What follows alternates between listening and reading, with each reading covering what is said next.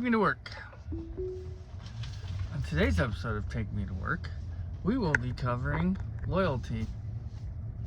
So today I have a meeting with our banker. Been doing business with him for a long time, probably 10 years. And actually I've been doing business with that bank.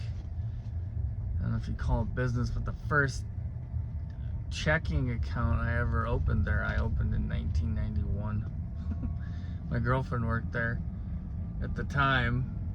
This was right after I got out of high school, and she talked me into coming in and opening a bank account because she was a teller. So I did it. So I've got a long-standing relationship with the bank, and everything's been good. Funny things with banks though is they love lending money when you don't need it. When you need it, they're,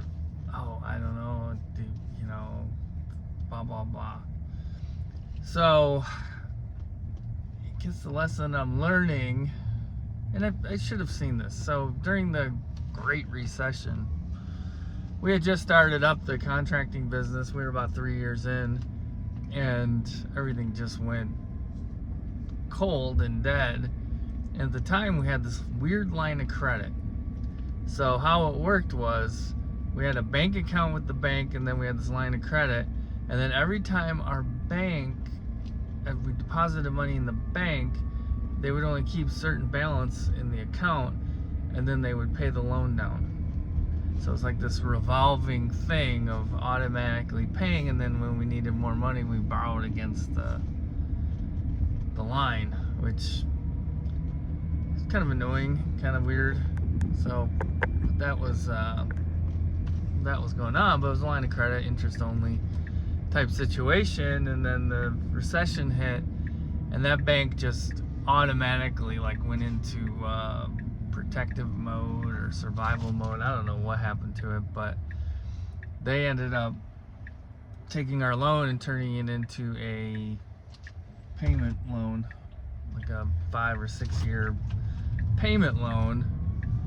So the interest only would be $500 or $600 a month, but the payment went to like $1,500. Because you're paying interest and principal over a short period of time. It's not just interest only on that balance. And they did it to a lot of people. My dad had an account there. A couple of his friends had accounts. So they did it to everybody across the board. But their thing was, well, you can't afford this loan, so we're going to stick you in this other loan that costs more. So it was just ridiculous. So anyways, that's when I first started not really trusting banks that much. And that was my dad's bank, basically. He knew the president and everything, so that's why I went there with that loan. But so going forward, you open up with this bank. It's been around since 1910, so it's very established, very safe bank, but also very conservative bank. And I always liked that. I'm like, oh, that's good, And I've got a couple commercial properties with loans there. I had a bunch of houses that I used to own that had loans, with them. All of our accounts were there. Savings. We do have a couple savings accounts for the businesses, and then a bunch of checking accounts for different businesses that we had. So it's always like, oh, it's easy, it's in one place. We've got our personal banker guy. He's a good guy. And then everything was great. And then about 5 years ago, there's some cracks in our business. Probably had to do with COVID and stuff, and some other things that are still going on. But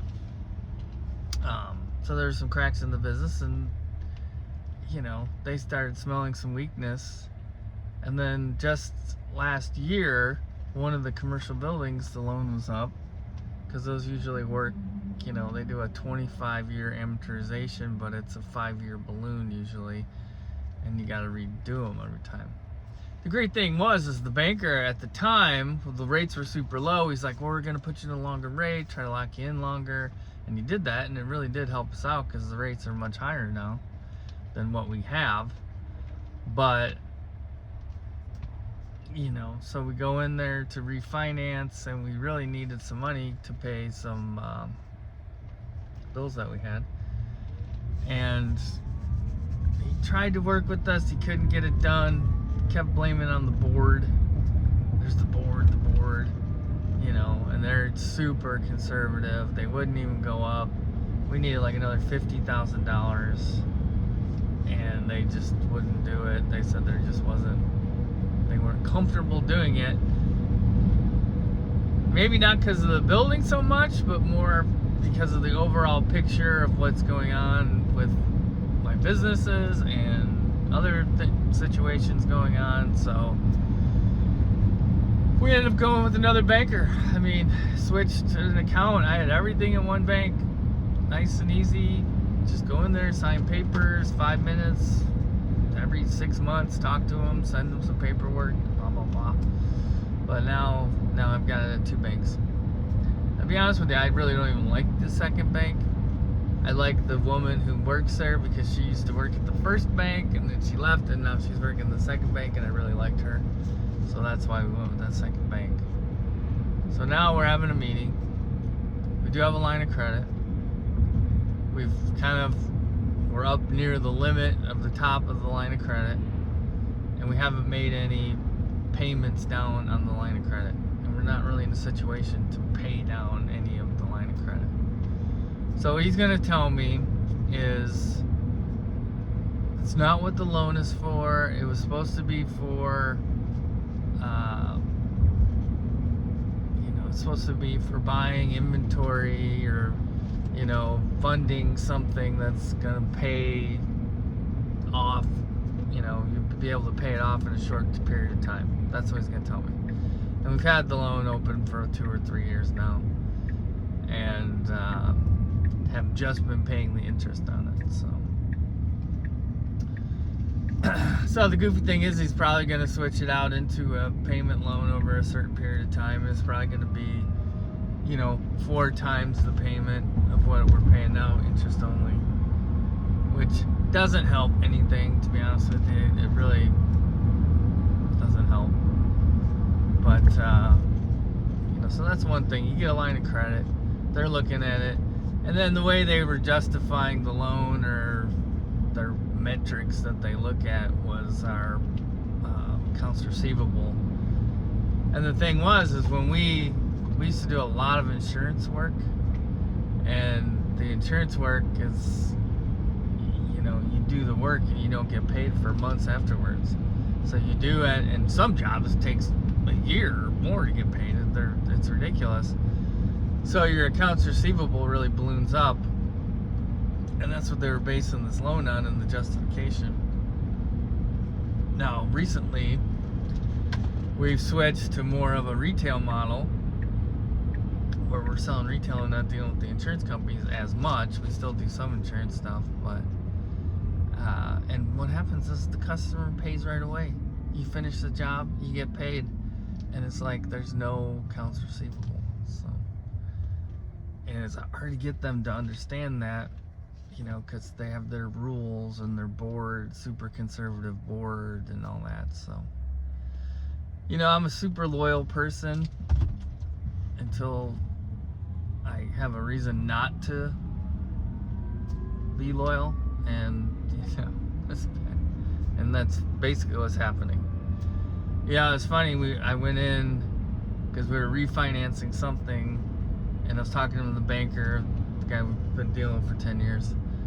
And he's like, yeah, and we need this and we need that, and they wanted all this collateral, like everything, you know, personal stuff and business and the building, whatever.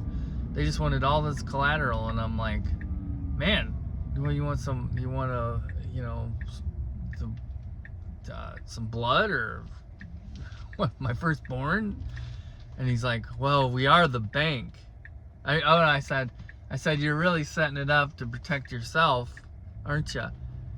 And it got quiet for a second. He goes, well, we are the bank. And then it got really quiet. And then my wife and I left that meeting, and we're just like quiet, and then she had heard the same thing. I'm like, wow, that was just strange, because we had always seen it as this friendly bank with our friendly banker, and it's like, they're not your friend. They don't care. I mean, this is a small local bank, so they're a little more lenient. If you went with like a bigger national bank, those guys are worse. I mean, cutthroat, black and white. But that's just a lesson. Kind of what I'm dealing with this, with fallout of a lot of stuff that happened, 5-6 years ago. But I'll let you know tomorrow how it goes. Hopefully,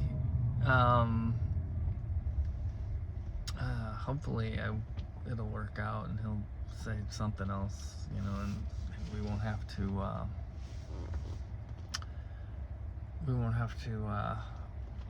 get into some short-term high payment situation, but we'll see. Anyways, that's just a lesson for you. Don't trust the banks. Banks are not your friend. That's one of the reasons why I originally had gotten into Bitcoin, because I like the freedom of it. I guess I would consider myself more of like a libertarian, where I don't care what you do, just don't bother with me, and everything will be fine. And it's like I have all this issues with government overreach and corporations and businesses, and I don't know. It's an interesting time to be alive.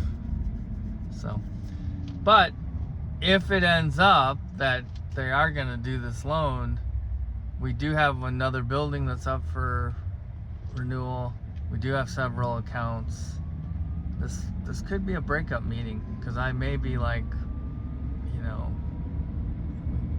really need to think about what we're doing here.